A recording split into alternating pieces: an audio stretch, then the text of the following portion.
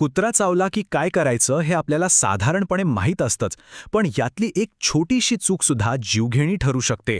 चला तर मग रेबीजला कसं रोखायचं याबद्दलची सगळ्यात महत्त्वाची माहिती जाणून घेऊया. ही माहिती एखाद्याचा जीव नक्कीच वाचू शकते. रेबीज हा आजार किती गंभीर आहे हे या एका आकड्यावरूनच आपल्या लक्षात येईल. एकदा का रेबीजची लक्षणं दिसायला लागली की मृत्यूदर असतो तब्बल 100%. पण एक चांगली बातमीसुद्धा आहे. जेवढा हा आकडा भीतीदायक आहे, तितकीच दिलासा देणारी गोष्ट ही आहे की जर योग्य वेळी योग्य पावलं उचलली तर रेबीजमुळे होणारा मृत्यू 100% टाळता येतो. म्हणूनच या आजाराबद्दल नीट समजून घेणं इतकं गरजेचं आहे, कारण एकदा हा आजार झाला की त्यावर कोणताही इलाज नाही. बचाव करणं हाच एक आणि एकमेव उपाय आहे. हा एक असा विषाणू आहे जो थेट आपल्या मेंदूवर हल्ला करतो. आणि हो, हा फक्त भटक्या कुत्र्यांमुळेच होतो असं नाही, तर आपलं पाळीव मांजर, माकड किंवा अगदी वटवाघूळ चावल्याने सुद्धा होऊ शकतो. आता ह्या आजाराबद्दलची सगळ्यात धोकादायक गोष्ट काय आहे माहितीये? ती म्हणजे ह्याबद्दल पसरलेले गैरसमज. चला, आज आपण काही जीव घेणे गैरसमज दूर करूया आणि त्यामागचं सत्य काय आहे ते पाहूया. सगळ्यात मोठा गैरसमज, अरे तो तर घरचा कुत्रा आहे, किंवा एवढूसं पिल्लू आहे, काय होणार? हा विचार म्हणजे अक्षरशः जीवाशी खेळ आहे. कुत्र्याला लस दिली आहे की नाही हे माहीत नसेल तर धोका पत्करू नका. आणि ही दुसरी मोठी चूक, किंवा खरं तर पापच म्हणावं लागेल, जखमेवर हळद, मिरची पूड किंवा चुना लावणं. असं केल्याने काय होतं माहितीये? तो विषाणू थेट आपल्या नसांमध्ये आणखी वेगाने शिरतो. त्यामुळे असं काहीही करू नका. बरं, मग जर हे सगळं करायचं नाहीये तर मग करायचं तरी काय?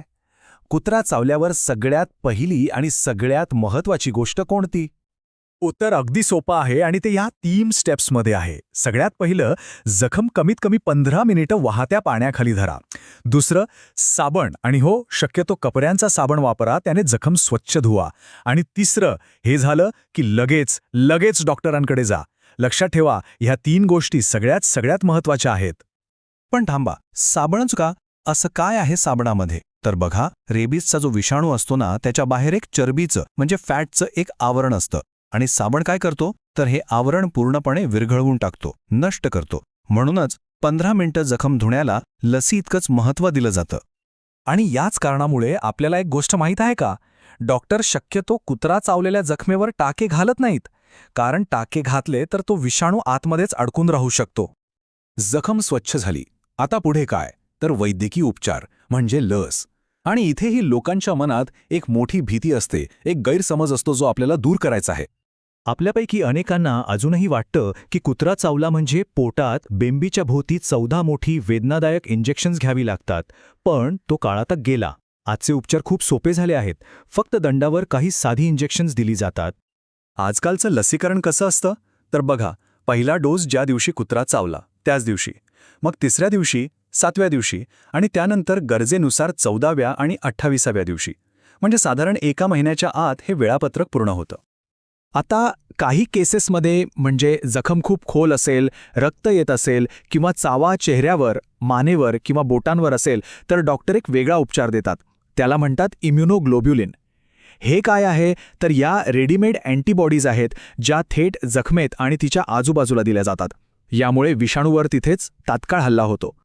उपचार तर सुरूच असतात, पण त्याचबरोबर एक खूप महत्त्वाची गोष्ट करायची असते. ज्या कुत्र्याने किंवा प्राण्याने चावा घेतलाय त्याच्यावर पुढचे 10 दिवस लक्ष ठेवायचं. जर तो प्राणी व्यवस्थित, निरोगी राहिला तर याचा अर्थ त्याच्या लाळेत विषाणू नव्हता आणि मग कदाचित आपले पुढचे डोस थांबवले जाऊ शकतात. बघा, ही एक छोटीशी माहिती आहे, पण ही माहिती कोणाचा तरी जीव वाचवू शकते.